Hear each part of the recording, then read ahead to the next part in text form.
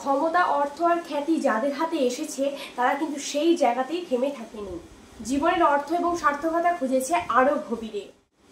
সেরকমই একজন ব্যক্তির জীবন কাহিনী আজ আমি আপনাদের সামনে তুলে ধরবো, ব্যর্থতাই যার অনুপ্রেরণা। মাইকেল জর্ডানকে বাস্কেটবলের সবথেকে শ্রেষ্ঠ খেলোয়াড় হিসেবে ধরা হয়।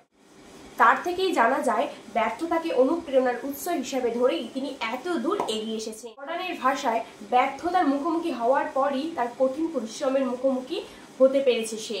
অর্থাৎ সে ব্যর্থতা যখনই তার লাইফে এসেছে সে কঠিন পরিশ্রমের কথা চিন্তা করেছে এবং সে কঠিন পরিশ্রম করতে পেরেছে এবং এগিয়ে যেতে পেরেছে সে।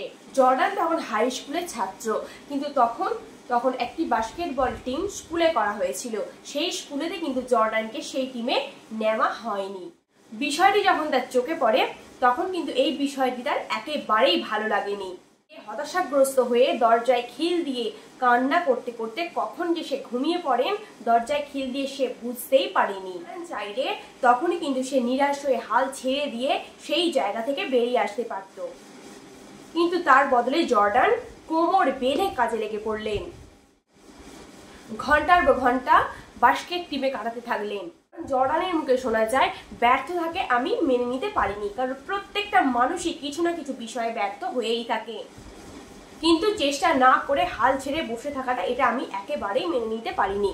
তাই আমাদের এই গল্প থেকে এটাই আমাদের শিক্ষা যে আমাদের লাইফের প্রত্যেকটা মুহূর্তই যে আমরা সফল হব এমন কিন্তু কোনো কথা নেই। সফলতা আসবে, ব্যর্থতা আসবে, নিরাশ আসবে, আমাদের প্রত্যেকটা মুহূর্ত মোটিভেট থাকতে হবে এবং প্রত্যেকটা মুহূর্ত নিজের মাইন্ডকে কুল রাখতে হবে এবং পরিশ্রম করে যেতে হবে, ধৈর্য রাখতে হবে। তো এইভাবে আমরা আমাদের লাইফে সফল হতে পারবো। চুপ করে বসে থেকে হাল ছেড়ে দেওয়াটা কিন্তু সফলতার রাস্তা নয়। তাই আমাদের প্রত্যেককে কঠোর পরিশ্রম করতে হবে এবং এগিয়ে যেতে হবে।